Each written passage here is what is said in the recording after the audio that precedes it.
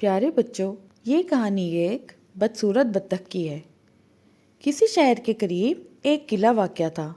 اس قلعے کے چاروں طرف خندق کھودی گئی تھی اور خندق کے ساتھ ساتھ اونچی خاردار جھاڑیاں اگی ہوئی تھیں۔ گرمیوں کے دن تھے، شام کے وقت ٹھنڈی ہوا چل رہی تھی۔ کافی دنوں سے جھاڑیوں کے قریب ایک بطخ انڈوں پر بیٹھی بچے نکلنے کا انتظار کر رہی تھی۔ بالآخر ایک ایک کر کے انڈے ٹوٹنے لگے اور ان میں سے بچے باہر نکل آئے، لیکن سب سے بڑا ایک انڈا ابھی تک نہیں ٹوٹا تھا۔ ایک اور بطخ نے اس کے قریب سے گزرتے ہوئے کہا، کویک کویک، تم اس انڈے میں سے بچے کے نکلنے کا انتظار نہ کرو، کیونکہ اب تو بہت دن ہو گئے، اب اس میں سے بچہ نہیں نکلے گا۔ پہلی بطخ نے کہا، نہیں، ابھی میں کچھ دیر اور انتظار کروں گی، مجھے یقین ہے کہ اس میں سے بھی بچہ نکلے گا۔ Quick quick. اور پھر اس آخری انڈے میں سے بھی بچہ نکل آیا۔ یہ بچہ دوسرے بچوں سے بالکل مختلف اور بدصورت تھا۔ بطخ اس کو دیکھ کر غمگین ہو گئی، جبکہ دوسرے بچے اس کا مذاق اڑانے لگے۔ دوسرے دن بطخ نے اپنے بچوں کو کہا، اس خندق کے پانی بھرا ہوا ہے، آج ہم اس پانی میں تیرتے ہوئے خندق کے دوسری طرف جائیں گے۔ پہلے میں پانی میں اتروں گی، تم سب مجھے دیکھتے رہنا اور پھر میرے پیچھے پیچھے چلے آنا۔ یہ کہہ کر بطخ پانی میں اتر گئی اور کچھ دیر بعد بچے بھی پانی میں تیرتے ہوئے اس کے پیچھے آنے لگے۔ خندق کی دوسری طرف پہنچ کر بچے اپنے بدصورت بھائی کا مذاق اڑانے لگے تو بطخ نے کہا، خبردار، کوئی اس کو کچھ نہیں کہے، یہ تم سب سے اچھا تیرنا جانتا ہے، اور ہاں، سب ادھر ایک ساتھ کھیلو، ایسا نہ ہو کہ تم میں سے کسی کو بلی کھا جائے۔ بدصورت بچہ سب سے الگ ہی رہا۔ وہ محسوس کر رہا تھا کہ دوسرے بچے اس کو اپنے ساتھ رکھنا نہیں چاہتے۔ بطخ نے جب دیکھا کہ یہ بدصورت بچہ ہر موقع پر علیحدہ ہی ہے تو اس نے دوسرے بچوں سے کہا، اس کو اس کے حال پر چھوڑ دو، اگر یہ ہمارے ساتھ نہیں رہنا چاہتا تو نہ صحیح، وقت اسے خود ہی سکھا دے گا۔ اس کے بعد بطخ اور اپنے تمام بچوں کو اکیلا چھوڑ کر چلی گئی۔ تھوڑی دیر بعد بطخ آئی تو وہ بچہ سب سے الگ تھلگ ہی بیٹھا تھا۔ جب تھوڑے تھوڑے بچے بڑے ہونا شروع ہوئے تو بطخ اپنے سارے بچوں کو ساتھ لے گئی اور اس بدصورت بچے کو اکیلا چھوڑ گئی۔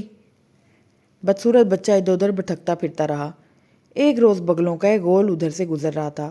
انہوں نے بطخ کے بچے کو کہا، تم یہاں اکیلے رہ گئے ہو، شاید تمہیں معلوم نہیں کچھ دن بعد یہاں برف باری شروع ہو جائے گی اور کھانے کو کچھ بھی نہیں ملے گا، بہتر ہے کہ تم ہمارے ساتھ اڑ چلو، ہم یہاں سے دور ایک اور جزیرے پر جائیں گے جہاں برف باری نہیں ہوتی۔ یہ سن کر بدصورت بچے نے اڑنے کی کوشش کی لیکن کامیاب نہ ہو سکا۔ مجبوراً بگلے اس کو چھوڑ کر چلے گئے اور پھر چند دن ہی گزرے کہ برف باری شروع ہو گئی۔ اب تو بطخ کے بدصورت بچے کو سردی بھی ستانا شروع کر دیا اور کھانے کا بھی مسئلہ بن گیا، کیونکہ ہر طرف برف ہی برف تھی۔ سردی کی وجہ سے بچے کا برا حال تھا کہ ایک آدمی کا اس طرف سے گزر ہوا، اس نے بطخ کے بچے کو اٹھایا اور گھر لا کر اسے کھانا دیا۔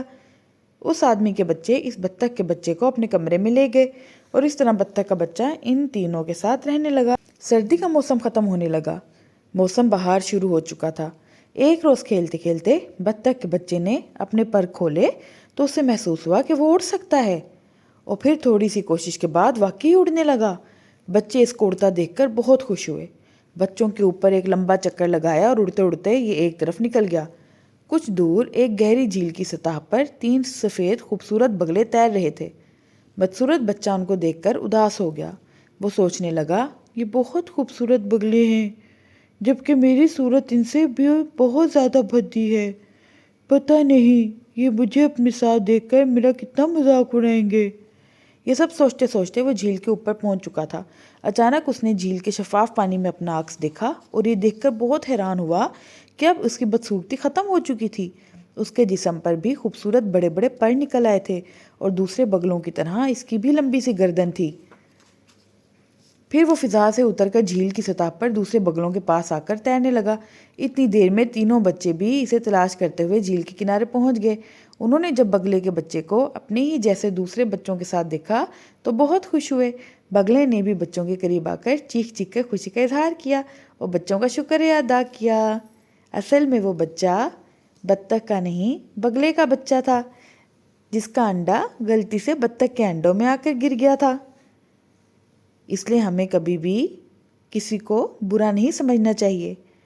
अक्सर जो बुरा नज़र आ रहा हो ज़रूरी नहीं कि वो वैसा ही हो हमें जैसा नज़र आ रहा हो।